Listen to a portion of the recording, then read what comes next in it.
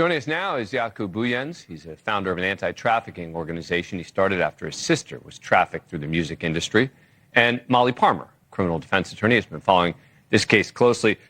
Molly, let me start with you. Are you surprised that he was denied bail?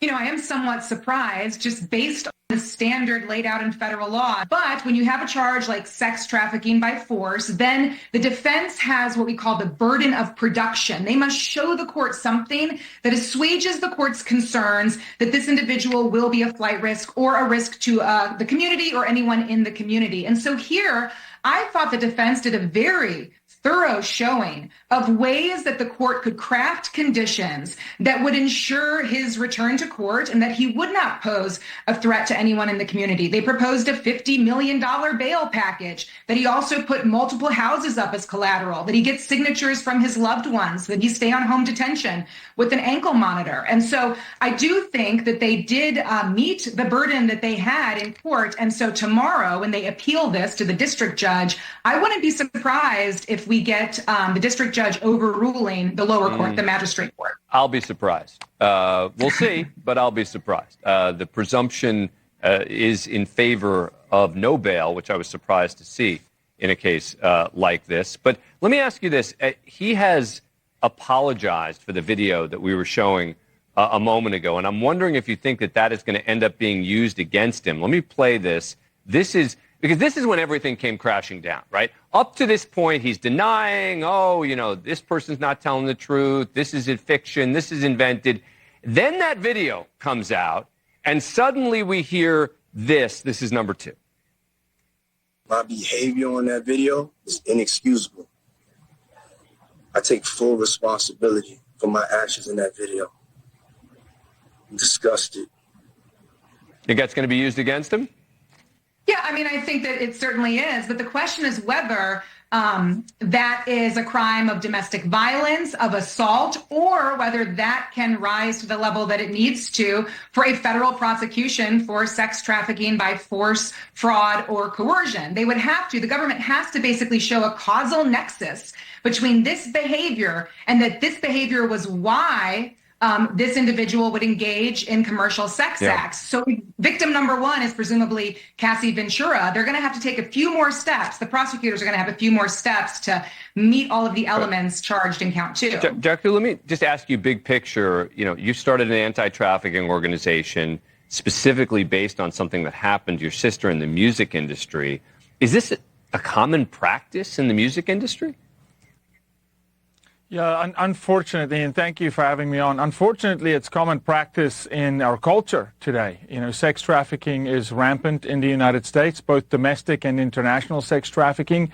In this case, like in my sister's case, the music industry is involved. There are many, many people involved here. Many were at the freak parties. If we go back historically, we need to look at record label executives that funded some of these endeavors.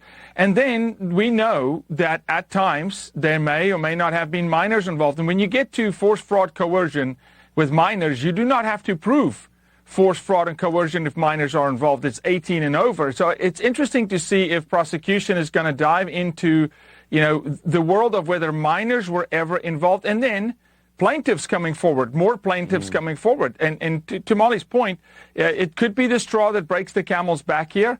It's building a case. You've got that video.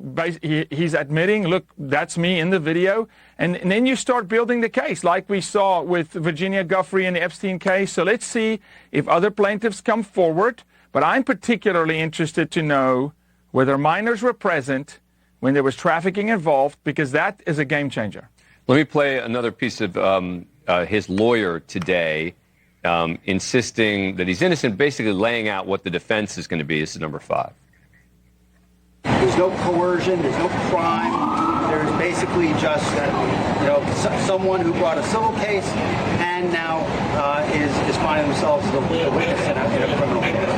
And we're going to fight this case with everything we have, as is he. And eventually he's going to be shown to be innocent. Molly, it sounds like the defense is no coercion, right?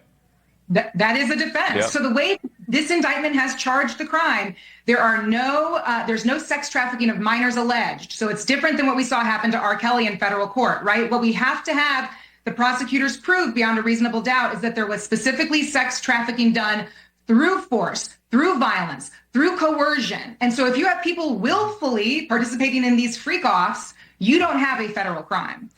Yeah, and Jaco, I assume that is typically what you see as a defense in these kinds of cases, is they always say, well, you know, they did it on their own.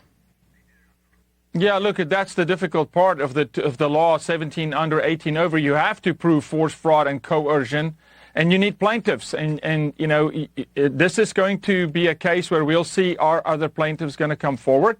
Are they going to say, look, I was drugged, you know, I have evidence? Remember, sex trafficking victims do not self-identify. They do not just walk out in the street and say, hey, I've been trafficked.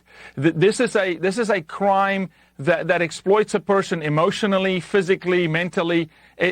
Unless they believe that justice will be at hand, which seldom happens if they're over 18, seldom, they don't come forward. Hopefully, if there are other plaintiffs, that they will come forward. And again, it needs to be corroborated. It has to be investigated. And they'll have to prove force, fraud, and coercion. But I think this cookie is going to crumble a little different than some of the other cases we've seen. Jaco Booyens and Molly Palmer, thank you both. Appreciate it. Still ahead, a new book is out about